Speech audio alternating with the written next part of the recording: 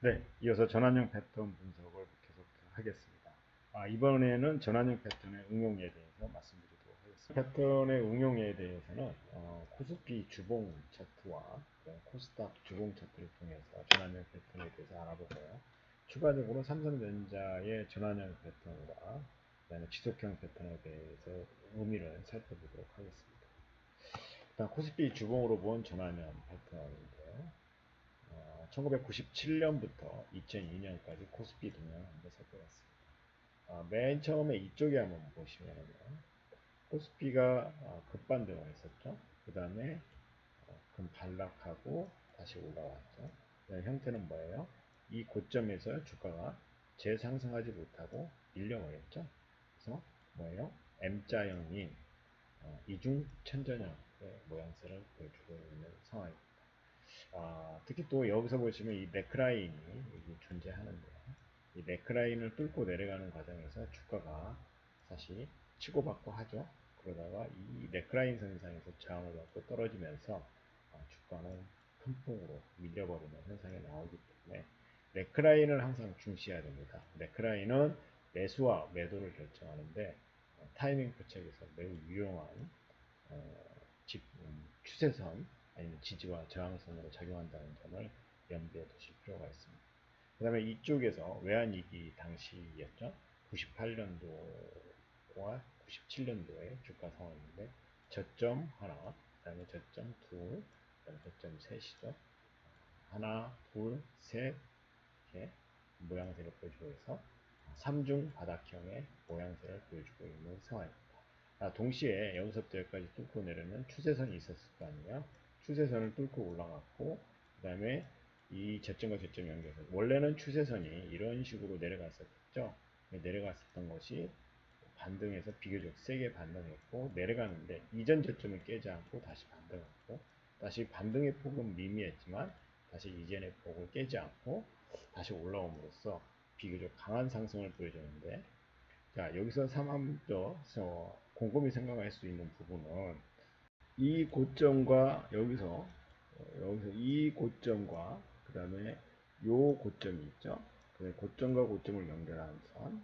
그 다음에 여기서 보시면 삼중 바닥을 찍은 저점과 저점을 연결한 선의 요 점이 뭐예요? 요 점이 뭐예요? 수렴점이죠. 수렴점에서의 모양새에서 주가가 강하게 치고 나가자마자 어쨌든 큰 상승세로 전환을 한 거죠.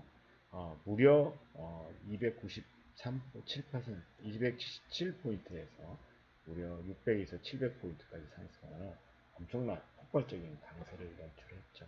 최근에 종합주가지수가 V자형 반등을 보여주고 있는 모양새에서 상승 강도가 매우 강하게 여겨진다는 측면에서 보면 98년도와 같은 아니면 99년도와 같은 시장 흐름이 우리 시장에서도 전개되고 있는 것이 아닌가라는 해석도 가능한 시점이라고 볼 수 있습니다. 어찌됐든 그동안 강력한 매도 압력이었던 것이 매수 강도가 저점에서 살려고 하는 매수 강도가 계속 꽤 오랫동안 형성되면서 매수와 매도가 균형이 되면서 일시에 매도세에서 매수세로 강하게 전환된 모양새를 볼 수가 있을 겁니다.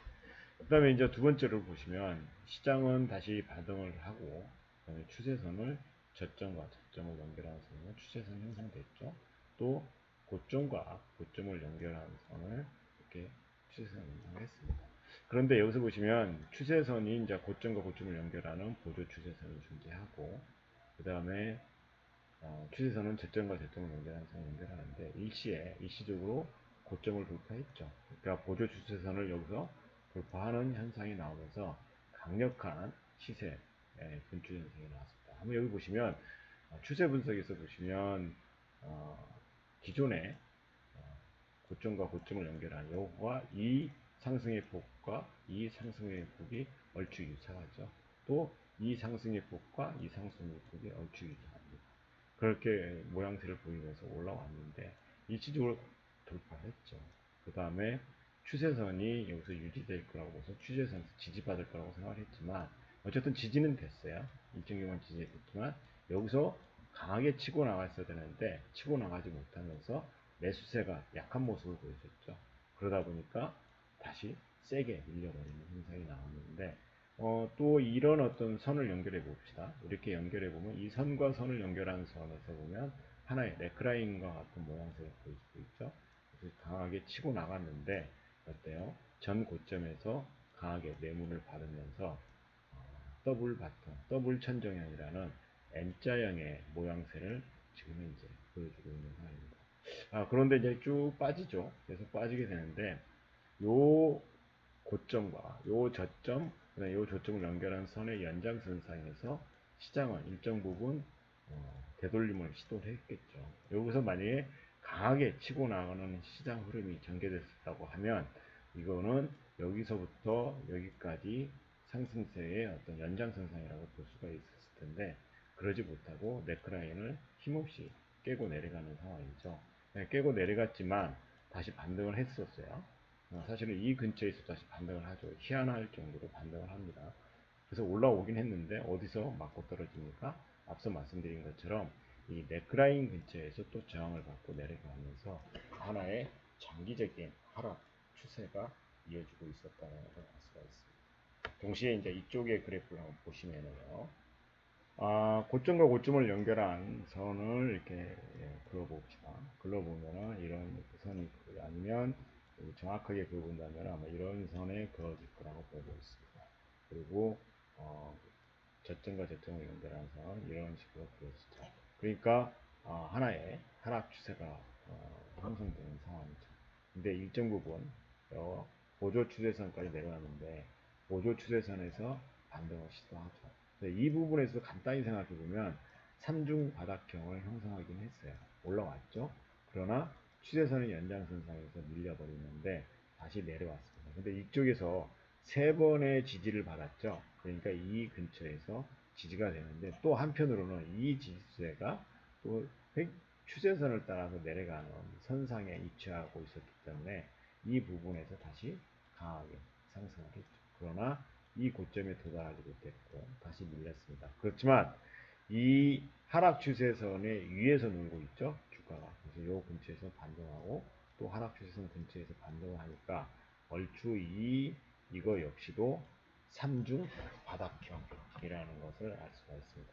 만약에 여기서 이렇게 치고 나가는 주가 흐름이 전개됐다고 하면은 더블 바텀형의 주가 패턴이 모양이 되어졌을 거고요. 네, 두 번째로는 요 저점과 요 고점, 그 다음에 요 고점을 연결한 선의 연장선에서 이 넥라인, 목선을 뚫고 올라가니까 주가는 여기서 올라오는 어떤 상승폭이 있었음에도 불구하고 보다 큰 폭의 상승세가 전개될 수 있는 강한 흐름이 전개됐고요. 이후의 시세를 보면은 이 언저리에서 진정이 되다가 2005년도 이후부터는 엄청난 큰 상승세가 전개된 상황이었다고 볼 수가 있습니다. 그 다음에 그 이후의 시세를 한번 보시면요. 이게 2007년 이후부터 2012년까지 상황이죠. 즉, 이 주봉으로 보는 거면 이 부분의 경우에는 글로벌 금융위기가 발생했던 시기이죠. 그러면 주가가 2005년부터 7년까지 해도 계속 상승해서 종합주가지수가 엄청나게 상승세를 보였었죠. 얼추 2100선을 넘어서는 그런 상황으로 나왔는데 계속 올라왔어요. 올라왔다가 그러면 이런 상승 추세에서 상승폭을 감안한다면 여기서 올라가는 상승의 폭은 여기서부터 올라가는 폭만큼은 상승세가 나와야 되는데 올라오지를 못했어요. 올라오지 못하고 누워버린 겁니다. 보조 추세선이 수정 과정이 발생했죠. 그러고 난 다음에 여기서 급증하게 올라가는 선을 보면 왜요? 왼쪽 어깨, 머리, 또 오른쪽 어깨. 또 한편으로는 이렇게 볼 수도 있죠. 왼쪽 어깨, 머리, 쭉 내려와서 오른쪽 어깨. 그렇다면은 이제 우리는 넥라인을 생각해 봐야 되는데, 자, 여기 작은 헤드앤숄더형이라고 생각하면은 넥라인은 요런 넥라인이니까 요 넥라인을 깨고 내려가면서 주가는 좀 더 확실히 빠지게 됐고요. 그 다음에 넥라인을 때리고 난 다음에 이 넥라인의 연장선상까지 올라오긴 했지만 다시 때리고 내려왔죠.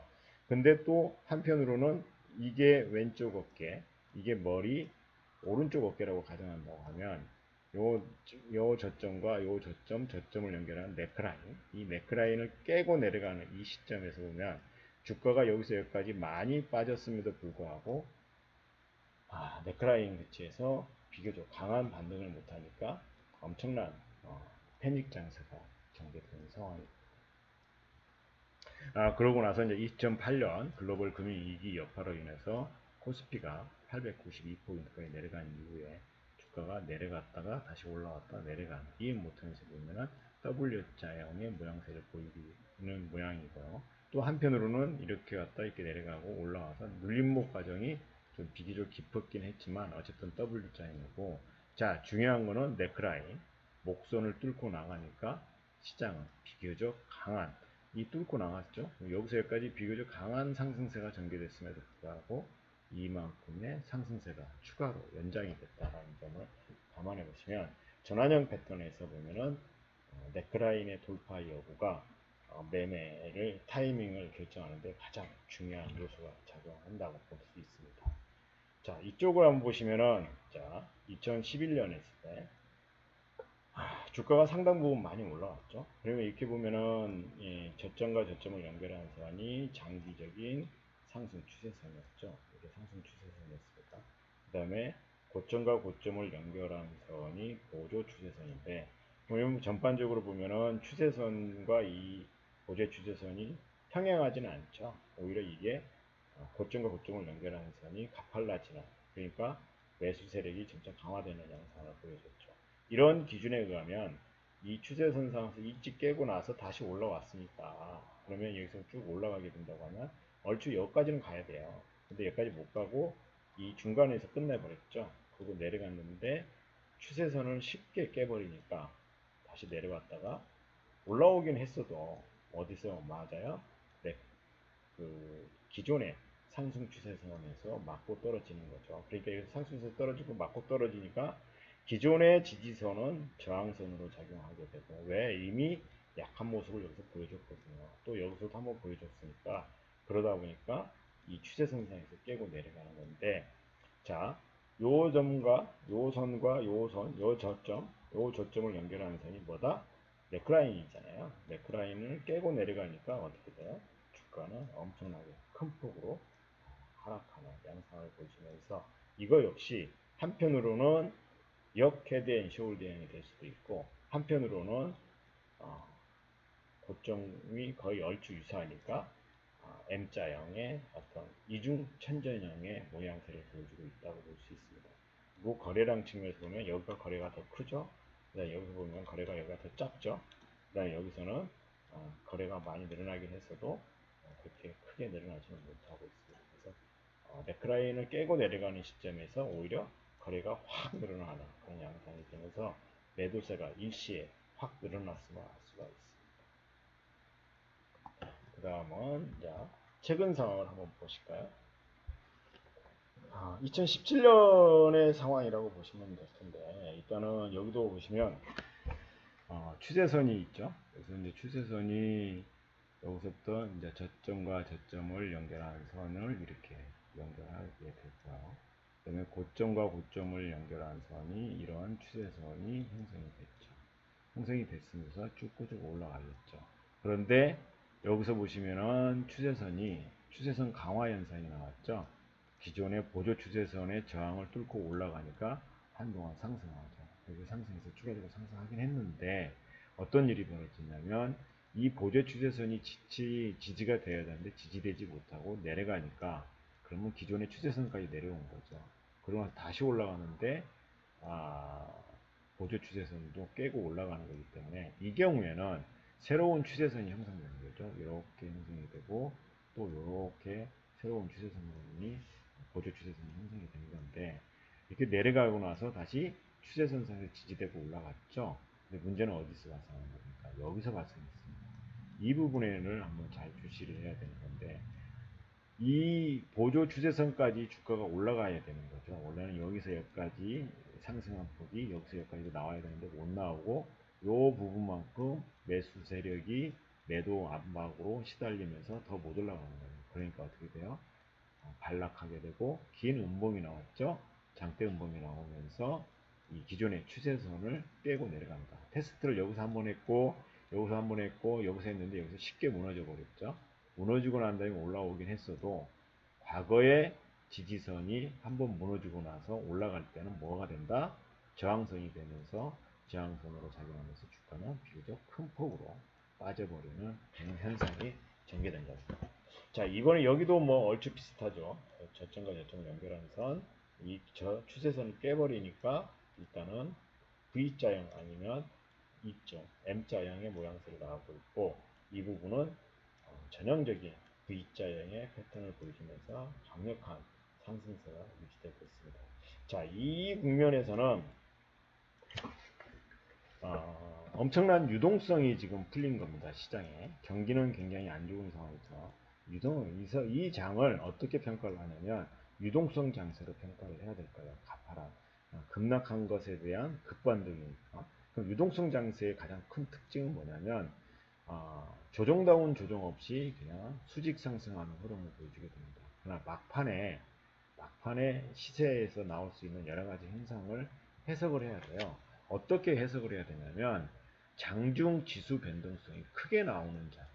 그러니까 지수 변동성이 어떻게 되면 장대 양봉이 계속 나올 수도 있죠. 그러다가 어느 순간 장대 음봉이 나오는 현상이 나오거나 아니면 우아래로 긴 꼬리와 그다음에 머리를 계속 형성하게 되면서 장중 지수 일교차가 평소 대비 두세 배, 서너 배의 현상이 나오게 되면 일단은 시세의 지속성에 의문을 가져야 된다고 봅니다.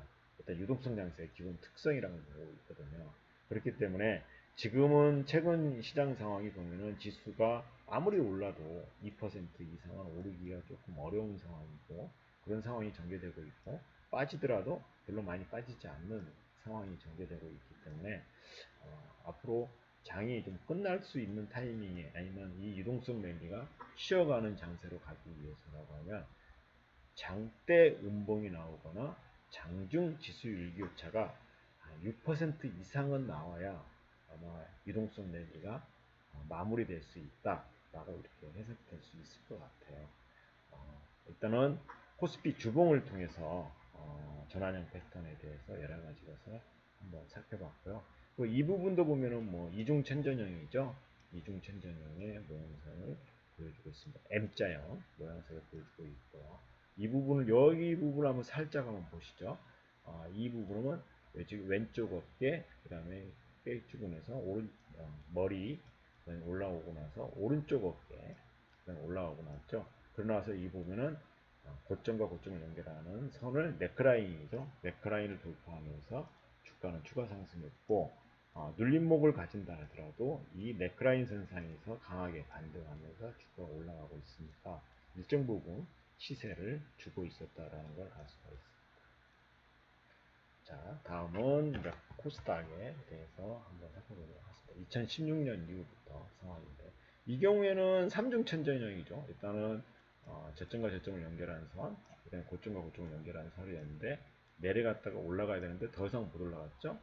그러니까 고점 근처에도 못 미치는 상황이고, 다시 반락하다가 올라갔지만 더 이상 못 올라가고, 반락하고 올라갔죠. 더 이상 못 올라가면서 대충 3중 천정형 내지는 4중 천정형이고, 제가 아까 말씀드린 것처럼 요 고점과 요 저점을 연결하는 선을 연결해 보니까 이 네크라인이었고, 또 반락하고 반등하였지만 어디 근처에서 맞는다? 네크라인 근처에서 맞으면서 대충 이거의 경우에는 3중 천정형 또는 4중 천정형의 모양새를 보여주면서 시장이 하락으로 전환되면서 비교적 오랜 하락을 이루어졌고요. 이 부분은 일주부분 뭐 원형 천정형 유사하게 모습을 보여주고 있거나 아니면 뭐 네크라인 아니면 형태죠. 헤드 앤 숄더형으로서 오른쪽 어깨, 머리, 오른쪽 어깨, 왼쪽 머리, 오른쪽 어깨를 형성하면서 주가는 또 여기서 추가로 하락하는 현상을 보여주고 있습니다. 코스닥 역시도 보면은 코로나 사태로 인해서 급락 직전에 주가를 이미 회복하고 나서 더 올라가고 있죠. 사실 이러한 유동성 랠리의 기세로 보면 연내 뭐 1200도 가능한 1000포인트 선도 돌파할 수도 있는 그런 어떤 기세를 유지하고 있습니다. 특히 코스닥 내 기업들의 경우에는 4차 산업혁명을 이끌어가는 주요 기업군이 많이 포진되어 있죠. 1차적으로 바이오 관련주, 2차적으로는 5G, 3차적으로는 전기차, 그다음에 네 번째로는 뭐 5G, 그다음에 배터리, 전기차, 그다음에 뭐 결제 관련 기업들, 뭐 이런 기업들이 많이 포진이 되어 있기 때문에 4차 산업을 주도하는 주력군이 많이 포함되어 있다는 점에서 보면 지금 코스닥의 흐름은 이전의 흐름과 많이 다르고 앞서 말씀드렸던 것처럼 코스피의 마찬가지로 지금 현재로서는 유동성 랠리가 이어지고 있는 것만큼 장대 음봉이 나오거나 장중 지수 일교차가 엄청나게 크게 나오는 2, 3%의 변동성은 그렇게 중요하지 않다고 봅니다.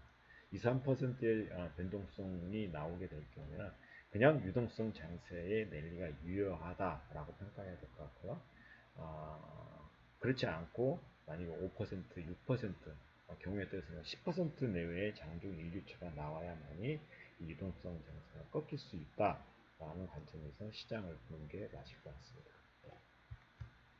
자, 삼성전자의 경우를 한번 보시면은 삼성전자는 이 경우는 딱 눈에 보이시는 것처럼 이중천전형이라고 볼 수도 있고 또 경우에 따라서는 이걸 머리라고 보죠. 자, 뭐 머리 두 개인 변형된 형태라고 보시면 볼 수도 있죠.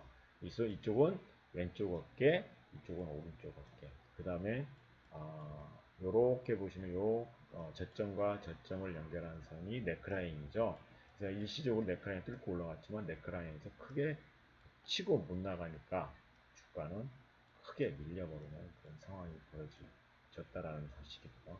최근에는 V자 형이지만 이런 식으로 계단식의 모양새를 보여주고 있는데 이 경우에는 고점과 고점을 연결하는 선과 저점과 저점을 연결하는 선이 맞죠? 수렴점이죠. 만나는 지점이 수렴점인데 이 부분에서 외국인이 팔다가 사고 기관도 사니까 주가는 강하게 치고 올라가고 있고 올라오는 과정에서 또 보시면 고점과 고점을 연결하는 선, 저점과 저점을 연결하는 선에서 수렴점에서 다시 주가가 강하게 치고 나가는 모양새를 보이고 있죠. 그러니까 지속형 패턴의 경우에는 추세가 반전된 상황에서 이런 수렴점에서의 주가의 모양새를 보게 되면 이 시점을 포착하면서 거래량이나 외국인 매매 패턴, 기관의 매매 패턴을 보게 되면 이게 바로 돈이 아니겠습니까? 이 타이밍에서 이런 종목들을 찾아낼 수 있는 노력이 필요하다고 보고 있고요. 아까 보신 바처럼 코스피의 경우도 이렇게 급락 직전에 주가를 회복했었죠. 보시는 것처럼 급락 직전에 지수를 다 회복했죠. 그다음에 코스닥의 경우도 급락 직전에 지수를 훨씬 더 많이 회복하고 나서 그 이상의 시세를 유지하고 있습니다. 그런데 삼성전자의 경우에는 이제 겨우 급락 직전에 주가 레벨에서 아직 못 미치고 있는 상황이라서 이 주가는 좀 더 올라갈 수 있는 여력이 존재한다고 볼 수가 있을 것 같습니다. 삼성전자가 꺾이지 않는다고 보거나 최근에 대형주 쪽으로 시장의 흐름이 매기가 쏠리고 있다는 점을 감안하면 지수의 추가 상승할 여력은 꽤 존재한다. 최근에 이제 은행이 많이 올라오고 있죠. 그다음에 조선주도 의미 있는 상승세를 시도하고 있고, 그다음에 뭐 현대차 같은 경우도 나름 강한 시세를 유지하고 있습니다. 당장 급락으로 전환될 가능성이 낮아고 있기 때문에 이러한 종목 중심으로 해서 순환매가 이어진다고 했을 때는 코스피의 어떤 최근의 강세 기류는 그 유동성 랠리는 지속될 수 있음을 시사해주고 있다고 볼 수 있을 것 같습니다. 역으로 외국인은 어마어마하게 많이 팔았죠. 기관도 어마어마하게 많이 판 상황입니다. 이제는 시장이 더 올라가게 된다면 기관은 어쩔 수 없이 사야 될 필요성이 있어 보이고요. 그 다음에 외국인의 입장에서 보면은 최근에 달러화가 강하게 하락하는 그런 어떤 모습을 보여주고 있어서 원화가 강세를 보일 가능성이 높아 보입니다. 그렇다 보면 외국인의 매수세는 이제 시작일 수 있다는 거죠. 연초부터 지금까지 외국인이 24조를 샀어요. 그 다음에 24조를 팔았죠. 거래소 시장에서, 우리나라 주식시장에서. 그 다음에 채권은 또 25조 정도 샀습니다. 근데 채권 금리는 최근에 하락하다가 반등하려고 하고 있어서 상대적인 메리트가 떨어지고 있는 상황인데 주가는 이미 외국인이 엄청나게 많이 팔았고 그 다음에 많이 주가가 빠져 있는 상태에 있기 때문에 빠졌다가 올라오는 추세에 있기 때문에 이 외국인들의 매도세는 더 이상 나올 가능성보다는 매수로 전환될 가능성이 있다는 측면에서 감안을 해보면 대형주의 상승세 지속과 코스피의 추가 상승은 아직도 유효하다고 볼 수는 있을 것 같습니다. 다만 시세가 그동안 중소형주 쪽으로 아니면 코스닥 쪽으로 많이 쏠려 있었다가 삼성전자나 하이닉스 쪽으로 매기가 형성이 되면서 지수의 상승세가 계속 강화되는 현상이 나오고 있거든요. 그렇다 보면 어느 순간 지수가 분출하는 모습을 보여주고 난 다음에 앞서 말씀드린 것처럼 장중 지수 일교차가 확대될 가능성은 항상 주의를 해서 관심 있게 쳐다봐야 될 것 같습니다. 이상으로 전환형 패턴의 기본적 위해와 응용에 대해서 말씀드렸습니다.